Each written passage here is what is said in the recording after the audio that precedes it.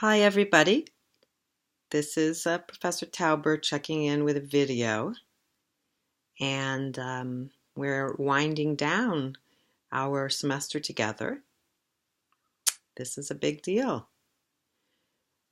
And we're also in a very highly charged time theologically in the Jewish calendar between Pesach to Shavuot and the Omer, passing through the new holidays introduced into our calendar cycle of Yom HaShoah, Yom HaZikaron, Yom HaAtzmaut.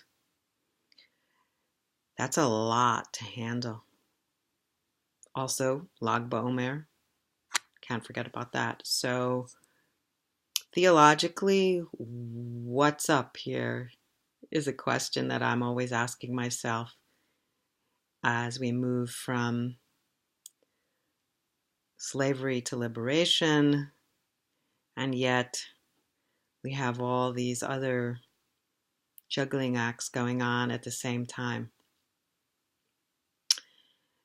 In terms of redemption, Geula, wow, this is possibly the most charged period of time in the calendar, both the ancient calendar and the current calendar.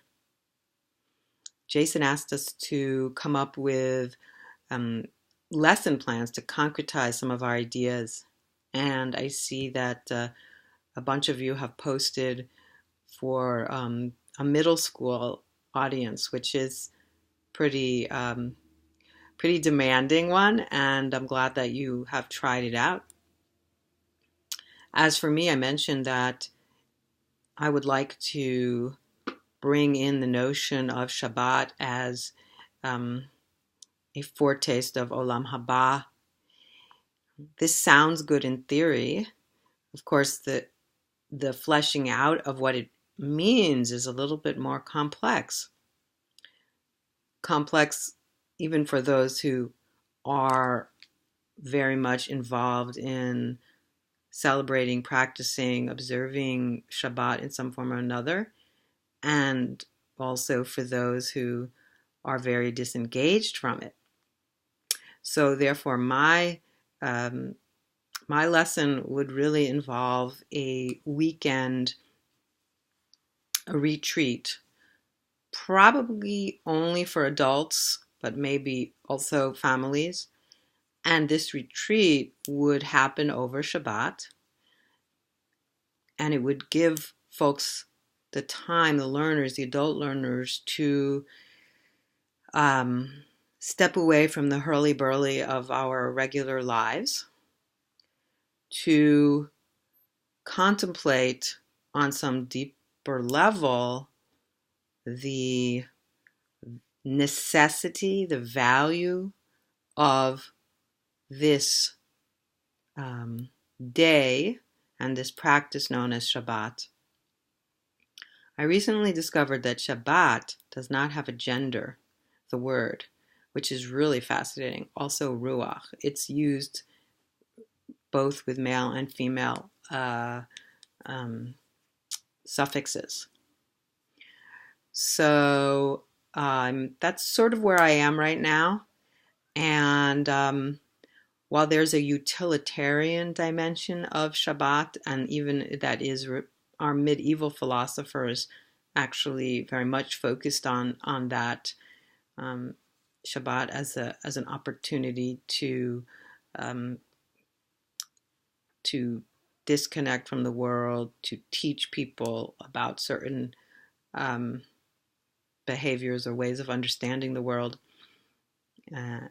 I also am thinking of it in the context of how does Shabbat really give us an invitation, a moment, a peephole, whatever terminologies, for people to connect in an interior way with their own personal journey of redemption, of Geulah, and then on a more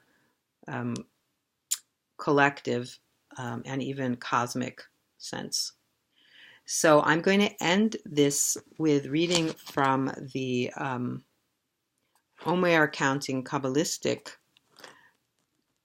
message this week, which is still week 1, day 6. This is Yesod of Chesed, bonding in loving kindness. And I'm going to read, for love to be eternal, it requires bonding, a sense of togetherness which actualizes the love with a joint effort.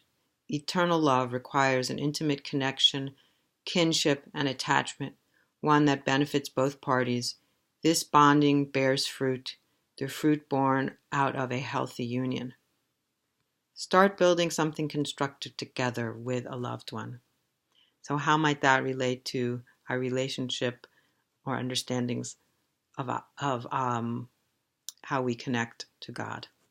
Shabbat Shalom, and see you soon.